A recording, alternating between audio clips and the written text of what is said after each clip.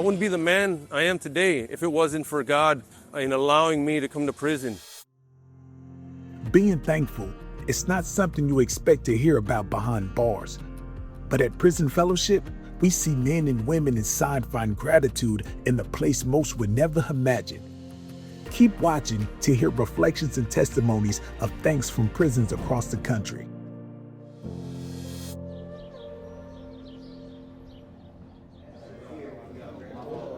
I was just wondering, do we actually have to write the letter, or do we just discuss it?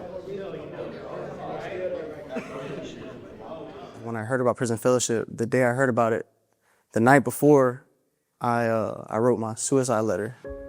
And I ended up going to Early Child and talking to one of my formerly gang brothers. And he told me, like, man, I'm going to Prison Fellowship. Like, you should come.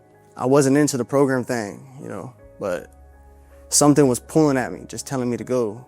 And some of the mentors had walked up and they're like, oh yeah, man, you should definitely come to Prison Fellowship. You would be great for it.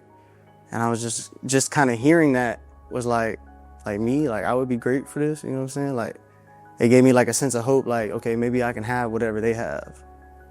A message of hope I can give to anyone on the outside is that if you thought about giving up on somebody, take a chance on them.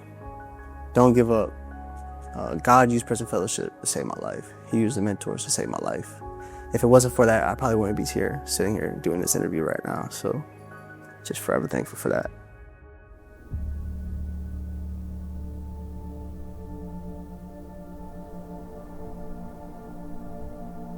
So my transformation has helped me learn that I have community. And not only do I have community, I'm worthy of being part of a healthy community. It's kind of emotional for me because I didn't know who I was. And if it wasn't for Prison Fellowship Academy, I wouldn't have no identity.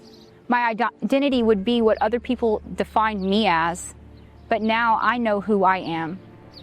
I'm strong, I'm worthy, I'm a born again believer, and I'm a trailblazer in my community.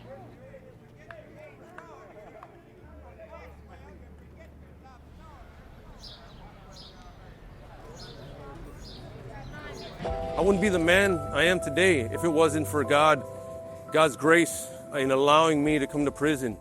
He sets us aside. He set me aside. He consecrated me. He's provided all my basic needs, a roof over my head, clothing on my back, and experiences for me to be able to endure. In that, I was able to just obtain the strength, the patience, and the wisdom that he had for me. And I still have a long way to go.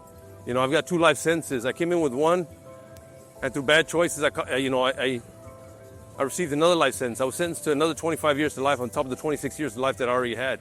And I don't know if I'll ever get out. I don't know if it's God's will. I pray that it is so, but I know that I'm saved now.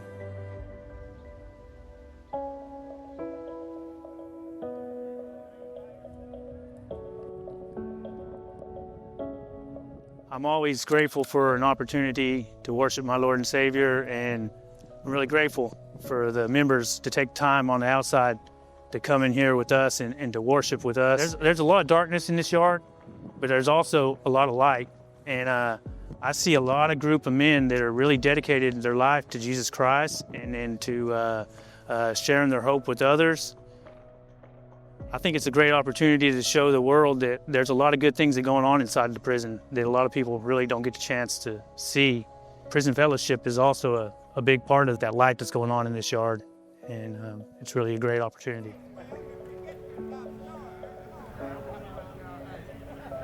I'm so grateful that I submitted. I was in maximum security at Martinez Detention Facility, and we were 22 hours locked down, and I originally was just trying to get out of the cell. And so I just was signing up for the Bible studies there just to get out. But the word moves. For whatever reason, the love that the chaplains would show coming in, talking to us in such a dark place, it just like brought life to my spirit. And it spoke to me. And from that point forward, I just was like, okay, I think I could do this.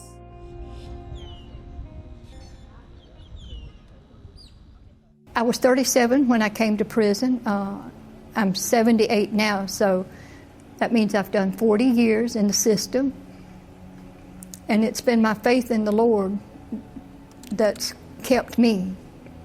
I could not have done a single day in prison without God in my life. I got transferred here. Immediately, the girls told me about the Prison Fellowship Academy, and they said the class is going to start really soon. And I said, I've got to be in that class. Something just told me that I've got to be in this Prison Fellowship class. The academy has taught me that I do have value, and it's building my self-esteem to help me be the woman that I want to be, the person that I want to be. The girls in the class are just wonderful. We've all built a bond that I know that I'll carry with me for the rest of my life.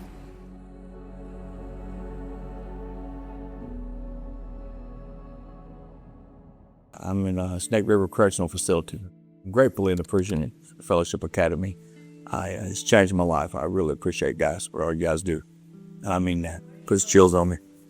I raised 2 daughters. I've been married 35 years, and you think you know everything there is to know. And I got here. I made some mistakes. We all have. I take responsibility for that now. Mistakes aren't permanent. You know, you make a mistake and you think, oh my God, I made a mistake. I might as well just crash the car now. Before you throw everything away, turn around, stop what you're doing, reevaluate, and ask for help. The places we find gratitude may surprise us. We believe that's where God does his best work, in the unexpected. We hope you found a glimpse of that. What are you grateful for today? Let us know in the comments. Like, subscribe, and visit prisonfellowship.org to support our mission of encountering Jesus with those impacted by incarceration.